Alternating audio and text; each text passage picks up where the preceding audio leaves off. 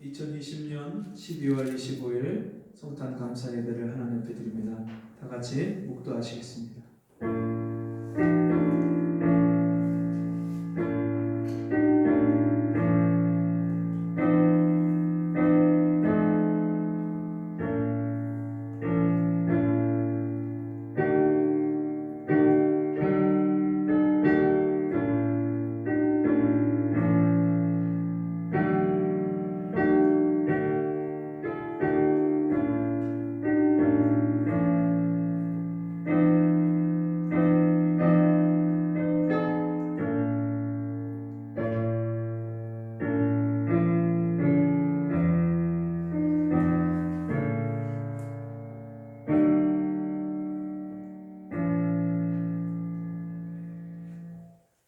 하나님이 세상을 이처럼 사랑하사 독생자를 주셨으니 이는 저를 믿는 자마다 멸망치 않고 영생을 얻게 하려 하심이라. 나 같은 죄인을 사랑하시고 구원하시려고 독생자를 2000년 전에 이 땅에 보내시고 나에게 영생의 소망을 주시고 생명을 주신 아버지 하나님, 그 은혜를 감사합니다. 우리가 이 성탄절 아침에 주님이 나를 위해서 이 땅에 오신 그 은혜를 감사하며 주 앞에 모여 함께 예배하오니 주님이 우리를 찾아오시고 만나주시고 그 성탄의 기쁨과 영광과 감격이 다시 우리 심령에 회복되는 이 시간이 되게 해 주옵소서. 우리 예배를 받아주시고 우리의 경배에 주께서 그 보좌에서 우리를 향하여 주님의 그 눈길을 우리에게 향하시고 우리에게 베푸시는 그 한량없는 은혜를 이 시간에도 부어 주시옵소서. 예수님 이름으로 간절히 기도하옵나이다. 아멘. 교동문 57번.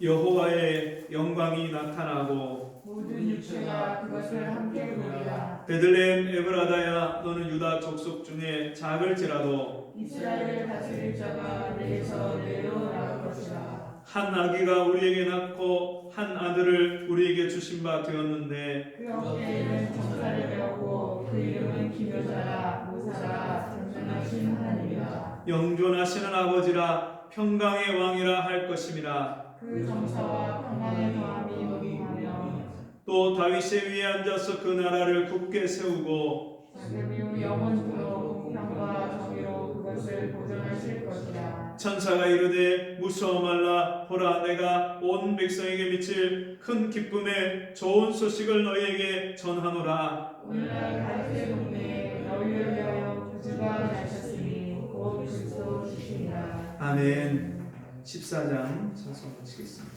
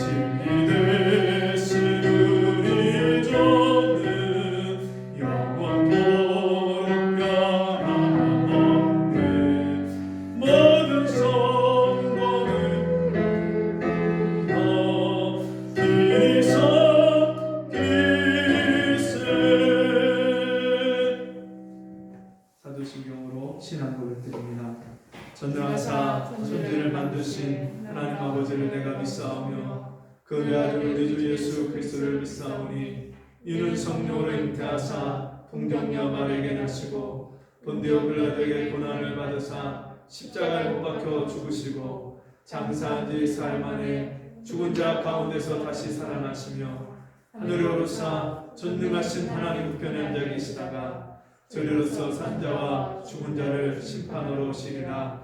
성령을 믿사오며 거룩한 공예와 성도와 술교통하는 것과 죄를 사하여 주시는 것과 몸이 다시 사는 것과 영원히 사는 것을 믿사옵나이다. 아멘.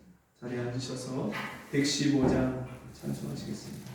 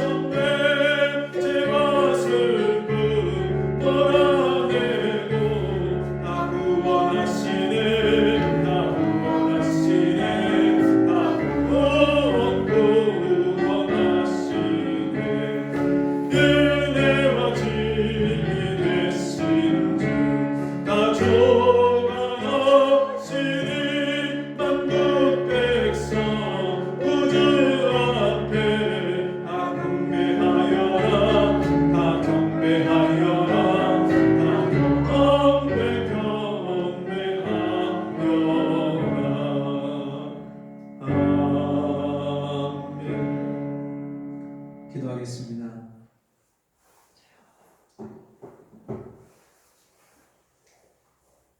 하나님 아버지, 나를 위해서 독생자 예수를 이 땅에 보내주시고 죄 가운데 살면서도 죄인인 줄 모르고 이 연약하고 유한한 인생을 가지고 살면서도 영원하신 아버지를 찾지 않았던 나 같은 죄인을 사랑하시고 나를 구원하시기 위해서 그 아들을 이 땅에 보내주시니 감사합니다. 주님, 그 은혜를 감사하며 주 앞에 우리가 함께 모였습니다.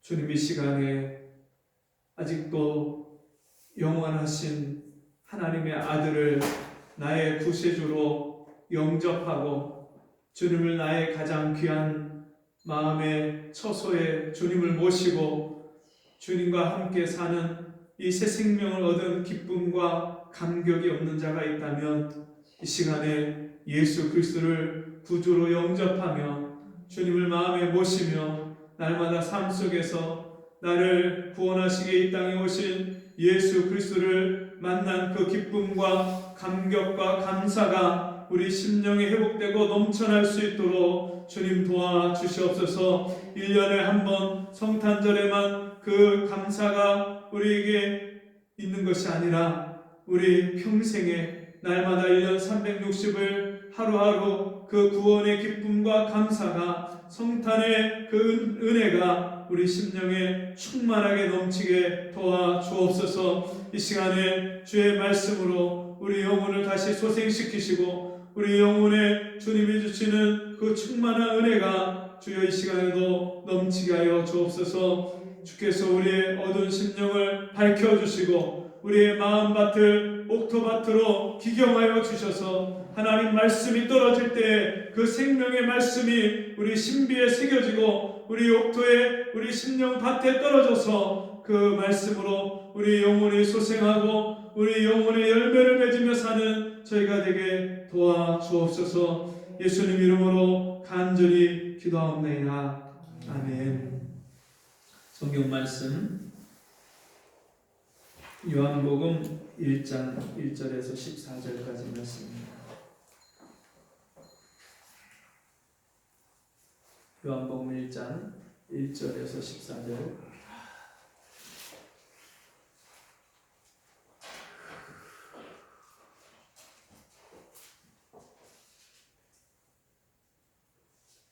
제가 읽습니다. 태초에 말씀이 계시니라. 이 말씀이 하나님과 함께 계셨으니 이 말씀은 곧 하나님이시니라. 그가 태초에 하나님과 함께 계셨고 만물이 그로 말미암아 지은 바 되었으니 지은 것이 하나도 그가 없이는 된 것이 없느니라. 그 안에 생명이 있었으니 이 생명은 사람들의 빛이라. 빛이 어둠에 빛이 돼 어둠이 깨닫지 못하더니 하나님께로서 보내심을 받은 사람이 났으니 이름은 요한이라. 저가 증거하러 왔으니 곧 빛에 대하여 증거하고 모든 사람으로 자기를 인하여 믿게 하려 함이라. 그는 이 빛이 아니요 이 빛에 대하여 증거하러 온 자라. 참빛 곧 세상에 와서 각 사람에게 비추는 빛이 있었나니 그가 세상에 계셨으며 세상은 그로 말미암아 지은 바 되었으되 세상이 그를 알지 못하였고 자기 땅에 오매 자기 백성이 영접지 아니하였으나 영접하는 자 곧 그 이름을 믿는 자들에게는 하나님의 자녀가 되는 권세를 주셨으니 이는 혈통으로나 육정으로나 사람의 뜻으로 나지 아니하고 오직 하나님께로서 난 자들이니라. 말씀이 육신이 되어 우리 가운데 거하심에 우리가 그 영광을 보니 아버지의 독생자의 영광이요 은혜와 진리가 충만하더라. 아멘. 우리 함께 해보겠습니다. 세상을 비추는 빛 예수.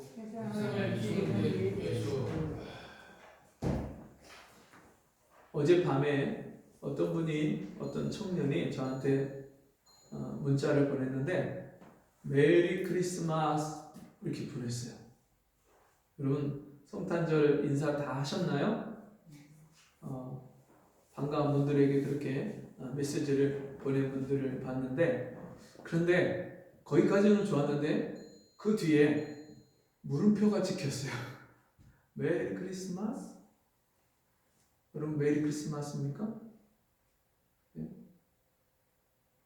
이 메리 크리스마스가 메리 즐겁게 아무 생각 없이 아주 즐겁게 그리스도죠. 마스는 미사라는 말이에요. 그래서 원래는 지금은 우리가 이 메리 크리스마스 이 단어를 조심해서 써야 돼요.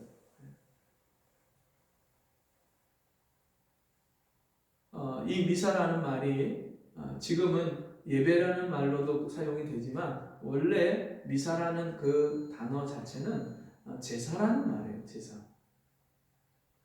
즐거운 그리스도 제사. 즐거운 크리스마스. 여러분 크리스마스가 왜 즐겁고 기쁜 날이냐? 진짜 크리스마스가 즐겁고 기쁜 날이 맞아요. 왜요? 빛 대신 예수님이 이 땅에 오셨기 때문에. 이 세상에 어둠이 가득 차 있고 어두운 이 세상에 빛 대신 예수님이 오셨기 때문에. 사람들이 크리스마스 장식을 하고 트리를 하면 맨 꼭대기에다가 별을 달잖아요. 그 별의 의미가 뭐냐면 성경에 예언된 대로 야곱의 별, 그 별을 동방 박사들이 기다리다가 하늘에 그 별을 기다리다가 별을 보고 이상한 별을 보고 그 별을 쫓아서 예수님께 아기 예수님께 와서 경배한 그 별을 상징하는 것이죠. 즉 예수님의 탄생을 알리는 별. 밤하늘에 별이 빛을 비춰서 어두운 밤하늘을 밝히는 것처럼 이 어두운 세상에 빛 대신 예수께서 오신 것을 말씀하는 거예요. 여러분, 하나님이 이 세상을 처음 창조하실 때 제일 먼저 뭐를 지으셨나요? 빛이 있으라 하심에 빛이 있었고, 하나님이 이 세상을 제일 먼저 지으실 때 뭘 먼저 창조하셨어요? 빛을 만드셨어요. 그런데 그 하나님은 어떤 분이세요? 빛을 만드신 하나님이 어떤 분이세요? 요한일서 5장에 보면 1장 5절에 보면 하나님은 빛이시라. 하나님이 어떤 분이라고요? 하나님의 속성이 빛이시다. 하나님 자체가 빛이시다 말씀하죠. 그 빛이신 하나님이 이 세상을 처음 만드실 때 빛을 만드셨어요. 그리고 사람들을 빚으시고 만드셔서 흙으로 빚으시고 그 코에 생기를 불어넣으셔서 하나님이 영원한 생명을 주셨는데, 그리고 에덴 동산에 살면서 하나님이 네가 이 동산 모든 실과를 임의로 네 뜻대로 먹지만 단 하나 선악을 알게 하는 나무의 실과는 먹지 마라. 그것을 먹는 날에는 정녕 죽으리라. 모든 것에 자유를 주셨지만 딱 한 가지만 하나님이 금하셨어요. 내가 창조주이고 너는 피조물인 것을 잊지 마라. 함께 에덴 동산에서 함께 하나님과 교제하고 사랑하는 대상으로 아담과 하와를 지으셨는데, 그 말씀에 불순종함으로 선악을 알게 하는 나무의 실과를 먹고 그들이 영생을 잃어버렸어요. 영원한 생명을 잃어버렸어요. 그래서 저들이 육체가 되었다 성경은 말씀합니다. 육체뿐이라, 가고 다시 오지 못하는 육체뿐이라, 바람과 같이 그런 육체뿐이다 말씀합니다. 육체의 생명만 가지고 하나님과 단절된 관계로 영적 생명을 잃어버리고 이 땅에 태어난 사람들은 땅에서 저주를 받아서 고생하고 유리하고 방황하고 힘들고 애쓰고 수고하고 슬픈 그런 인생을 사는 거예요. 여러분, 인생 사는 게 쉽습니까? 어렵습니까? 인생을 여러분이 지금까지 살아온 인생을 돌이켜보면 인생이 쉬웠나요? 어려웠나요? 참 이게 인생 사는 게 만만치 않잖아요. 한 고비 넘어가면 된 것 같은데 또 고비가 오잖아요. 언덕을 지난 것 같은데 또 언덕이 나타나잖아요. 언덕을 넘고 산을 건넜는데 밑에 또 골짜기가 나오잖아요. 그래서 사람들이 힘들다, 지친다. 그러다 보니까 사람들이 우울증에도 걸리고, 참 세상 사는 게 얼마나 힘들고 답답하고, 요즘같이 코로나 시대에는 또 얼마나 많은 그런 문제들이, 소식들이 들려오고 우리를 답답하게 하고 짓누르고 힘들게 하고 한숨 짓게 만듭니다. 여러분, 이렇게 힘든 세상에서 힘들게 사는 우리가 사실은 진짜 힘든 이유가 있는데, 진짜 힘든 이유는 빛 대신 예수가 없기 때문에 힘든 거예요. 하나님이 없기 때문에 힘든 거예요. 빛이신 하나님이 없기 때문에 어두운 세상을 살려니까. 만약에 여러분 여기서 이 불을 딱 끄면 어떻게 될까요? 전기를 끄면 캄캄, 아무것도 안 보여요. 아무것도 없는 칠흑 같은 세상을 혼자 살아간다고 여러분 생각해봐요. 얼마나 힘든가. 우리가 시각장애인이 인생을 사는 게 얼마나 힘듭니까? 옆에서 누가 도와주지 않으면 혼자서 살아갈 수가 없는 거예요. 처음부터 태어날 때부터 시각장애인 사람은 또 거기 적응해서 또 이렇게 저렇게 살아가죠. 그런데 여러분, 갑자기 시력을 잃어서 두 눈이 보이지 않는 그런 사람이 갑자기 그런 인생을 살아가야 된다. 그게 얼마나 어려운 일이겠어요. 얼마나 절망이겠어요. 여러분, 빛이 없으면 우리가 살 수 있을까요? 빛이 없으면 살 수가 없어요. 빛 없이 산다? 상상할 수가 없는 거예요. 빛은 생명이에요, 생명. 우리가 이 땅에 살아갈 수 있게 하는 근본이에요. 근본. 빛이 없이는 아무것도 살 수가 없어요. 그래서 하나님이 이 세상을 지으시고 만드실 때 제일 먼저 만드신 게 빛이에요. 빛. 빛이 있어야 이 세상에 있는 모든 것이 존재하는 거예요. 여러분 인생이 왜 앞날이 보이지 않고 답답하고 괴롭고 힘들고 문제가 많고 매 순간순간 끊임없이 고통의 연속이 오냐면 빛 대신 하나님이 없기 때문에 그래요. 저는 하나님을 믿는데요. 믿는다고 말을 하지만 진짜 빛 대신 주님을 만나지 못했기 때문에 주님을 혹 만났어도 그 만난 주님과 함께 매일매일 그 주님께 자기 인생을 이끌어달라고 주의 말씀은 내 발의 등이요 내 길의 빛이니이다. 하루 한 걸음 한 걸음 내 인생의 발걸음을 놓을 때마다 빛 대신 주님의 말씀으로 주님이 나를 이끌어 가시는 대로 순종하고 그 말씀을 따라서 살지 않기 때문에 태초에 말씀이 계시니라. 이 말씀이 하나님과 함께 계셨고 이 말씀은 곧 하나님이시니라. 그 말씀이 하나님이신 분, 하나님이 말씀이라고 했는데 그 말씀을 통해서 내 영원한 삶의 방향이 되고 목표가 되는 하나님께로 가는 그 인생길을 보지 못하고 가지 못하기 때문에 인생이 힘들고 어려운 거예요. 여러분 이 세상에 사는 사람들의 삶을 한번 보세요. 우리가 지금까지 예수를 믿기 전에 만나기 전에 어떻게 살아왔는가 우리 삶을 한번 돌아보세요. 무엇을 위해서 살았어요? 어떻게 살았어요? 어디로 가고 있어요? 인생의 가장 근본적인 문제를 우리가 한번 짚어보고 질문해 보자는 거예요. 그냥 태어났으니까 다른 사람들도 다 학교 가니까 다른 사람들도 다 먹고 입고 쓰고 다 그렇게 사니까 남들이 그렇게 사니까 나도 그렇게 살아왔어요. 그런데 정작 내가 누구인가? 내가 무엇을 위해서 사는가? 내가 어디로 가고 있는가? 그것을 질문해보는 사람이 없어요. 알려고 하지도 않아요. 한때는 그것 때문에 고민하고 그것 때문에 궁금해했던 사람도 살면서 바쁘고 분주하고 정신없이 살면서 그냥 다 잃어버리고 살아요. 예수님이 오셨을 때 그 당시에 이스라엘 땅, 그 땅이 이미 하나님의 말씀이 말라기 선지자가 전하고 나서 이미 수백 년 동안 하나님의 말씀을 전하는 선지자가 없이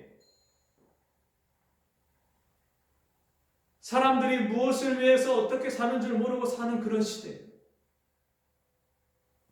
로마가 이스라엘을 다스리면서 이스라엘 백성들이 수많은 억압과 착취를 받으면서 너무나도 가난하고 굶주린 사람들이 너무나도 많고 귀신 들린 사람들이 많고 병든 사람이 많고 사람들이 정말 그 인생이 가장 밑바닥에 떨어졌을 때 그 땅에 예수님이 이 땅에 찾아오신 거예요. 마태복음과 누가복음에 보면 예수님이 이 땅에 태어날 당시의 그 상황과 그 환경이 자세하게 소개되고 있어요. 그런데 이 요한복음에서는 그런 내용이 전혀 없어요. 그리고 이 세상에 있는 모든 상황을 딱 한 가지로 말씀합니다. 5절에 빛이 어두움에 빛이 돼 어두움이 깨닫지 못하더라.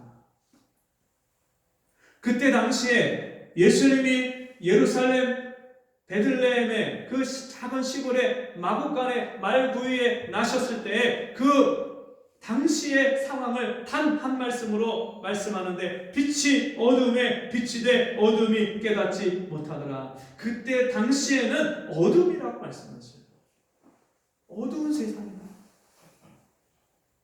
헤롯이 이스라엘을 분봉왕으로 다스리던 시절, 로마의 그런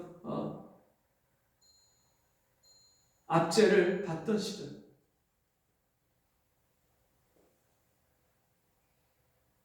세금을 내면 이중과세예요. 이중과세. 그 세금을 걷는 세리가 한뜩 두 배로 세금을 두 배, 세 배로 걷어서 그것을 자기가 착복하고 일부는 로마 정부에다가 바치고, 백성들이 세금을 얼마나 과중하게 됐는지.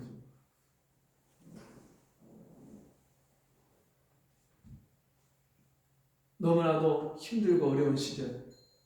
그래서 스불론과 납달리 땅이 빛을 보았고, 저들이 어둠 가운데 있더니 빛을 보았고, 이방의 갈릴리에 빛이 비쳤다고 그렇게 말씀합니다.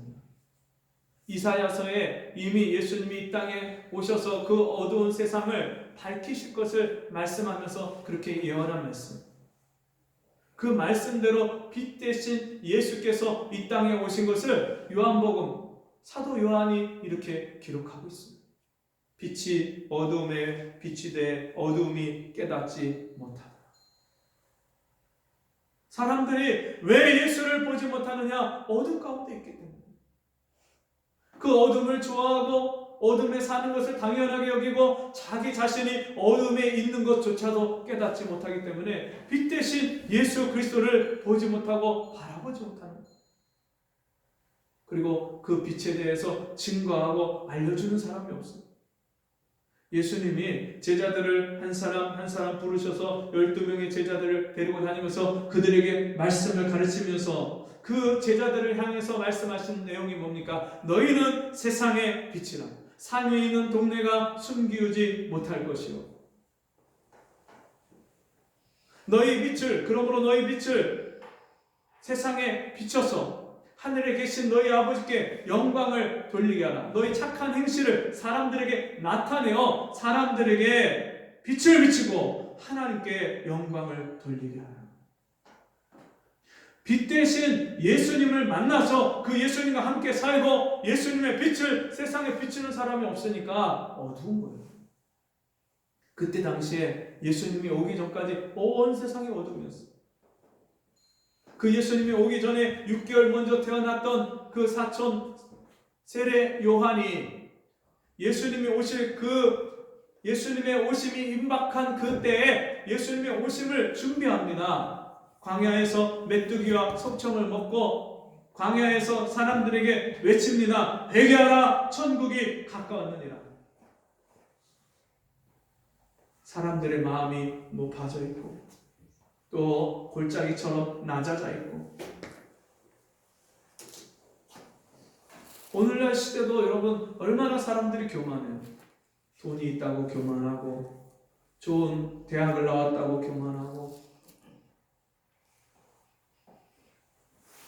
남들보다 집안 형편이 괜찮다고 스펙을 많이 쌓다고 좋은 직장에 다닌다고 얼마나 교만합니까? 어떤 사람은 잘생겨서 교만하고, 교만할 그런 이유가 얼마나 많아요. 우리나라가 여러분 외국인 노동자들이나 이민자들이 오면은 그 사람들한테 잘 대해줍니까? 이민자들, 외국인 노동자들은 어느 나라 가든지 다 거기서 불편부당한 대우를 받는 거예요. 노동력을 착취당하고 정당한 일한 대가를 보수를 제대로 받지 못하고, 다 그런 것은 아니지만 어떤 정말 악한 그런 업주들은 외국인 노동자들 실컷 부려먹고 그들이 불법 체류자라는 그런 약점을 잡아서 월급도 제대로 주지 않고 신고도 못하니까 그렇게 부려먹고 일을 시키는 그런 사람들이 얼마나 많아요. 지금은 많이 그런 사람들이 줄어들었겠지만 예전에는 그런 사람들이 참 많았어요.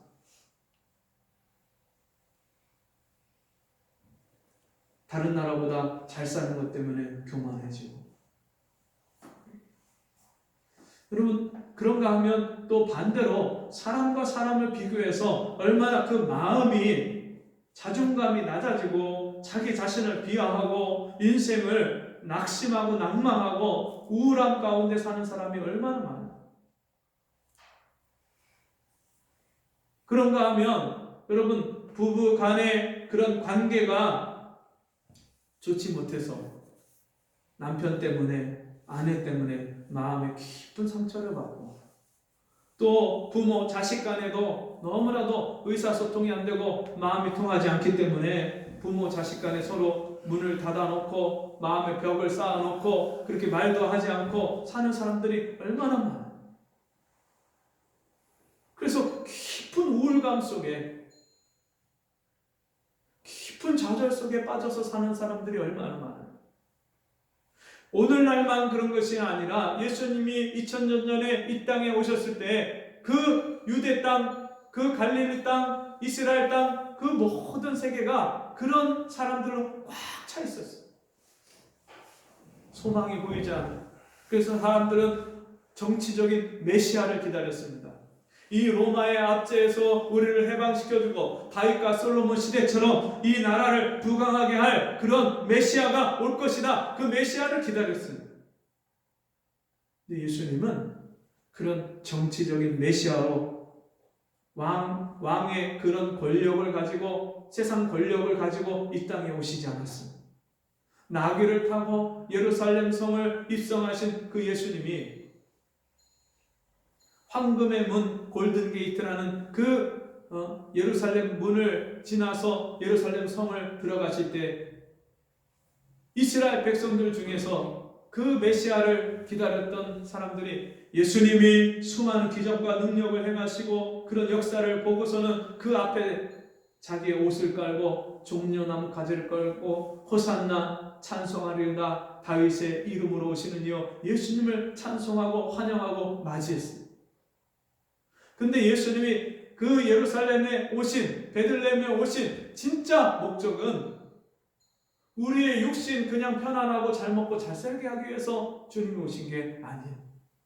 예수님이 오병이어의 기적을 베푸시고 사람들에게 물고기 2마리와 떡 5개를 가지고 남자만 따져서 5,000명이 넘는, 여자와 아이들까지 다 합치면 2만 명이 넘을, 그 좋게 넘을 그런 수많은 사람들을 다 먹이고 12광주리를 가득 차게 남은 것을 보고 사람들이 예수님을 쫓아왔을 때 예수님이 말씀하시기를 너희가 나를 쫓아온 까닭은 표적을 본 까닭이 아니요 떡을 먹고 배부른 까닭이라.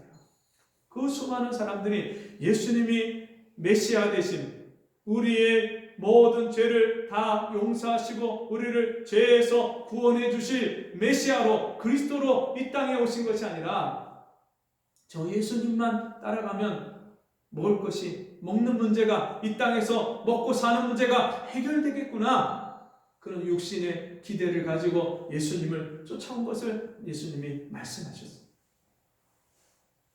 그때 당시에 그 수천 명을, 수만 명을 예수님이 먹이셨던 이유가 뭐냐면 그때 당시에 그렇게 많은 사람들이 먹고 사는 문제가 해결이 안 됐습니다.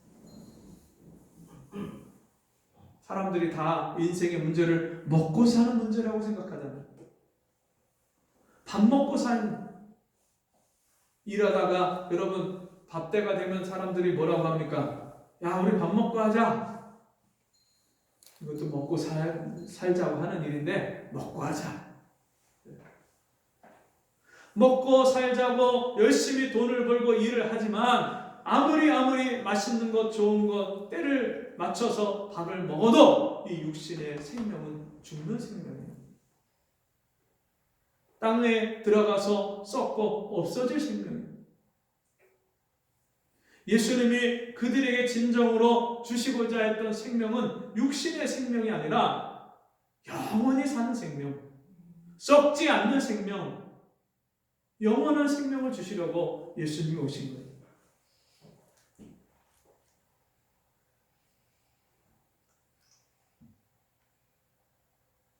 내 아버지의 뜻은 아들을 보고 믿는 자마다 영생을 얻는 이것이니라. 하나님이 그 아들을, 독생자를 이 세상에 보내신 그 뜻이, 이유와 목적이 무엇이냐면 그 아들을 보고 믿는 자마다 영생을 얻게 하기 위해서 보내셨어요.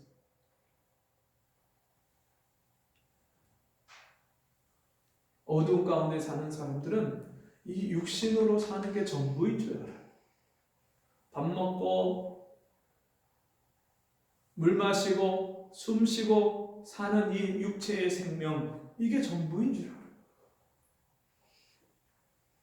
그런데 성경을 가만히 들여다보면 이 인간의 이 나이, 수는요, 수에 칠 가치가 없다, 그렇게 말씀하십니다.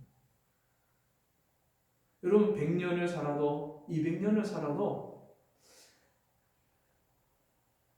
969세를 살았던 무드살레하고 우리를 비교할 수 있겠습니까?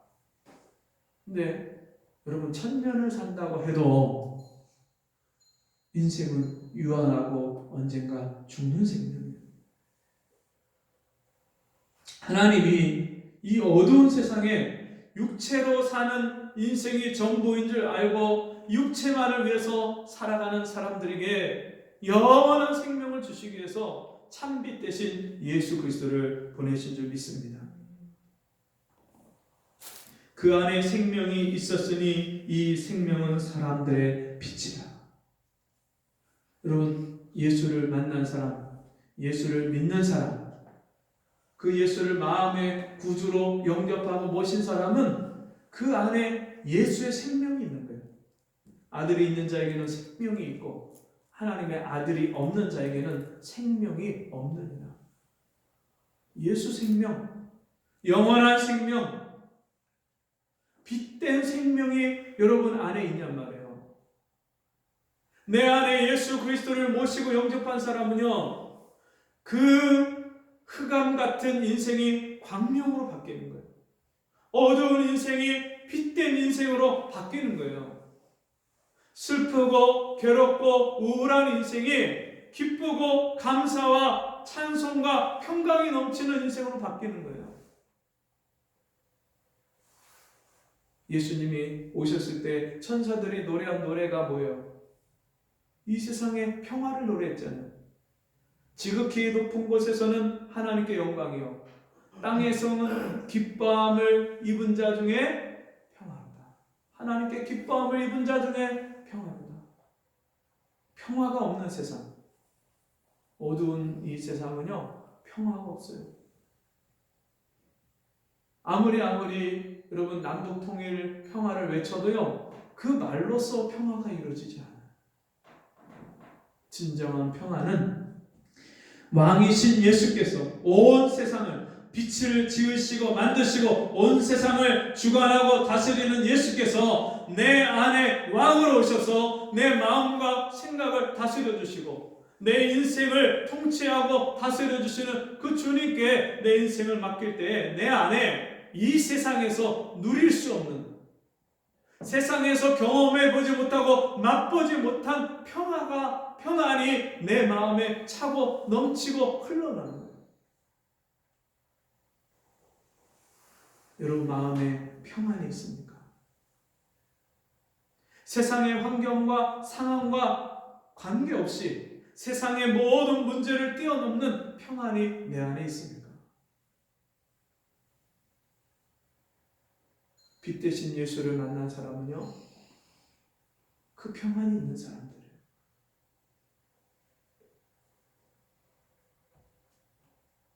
여러분은 어떤 사람들입니까? 빛 대신 예수를 만났다면 그 빛에 대하여 증거하는 사람들입니다. 6절 말씀에 보니까 하나님께로서 보내심을 받은 사람이 났으니 이름은 요한이라. 저가 증거하러 왔으니 곧 빛에 대하여 증거하고 모든 사람으로 자기를 인하여 믿게 하려 함이라. 빛에 대해서 증거하는 사람이 빛 대신 예수를 믿고 만난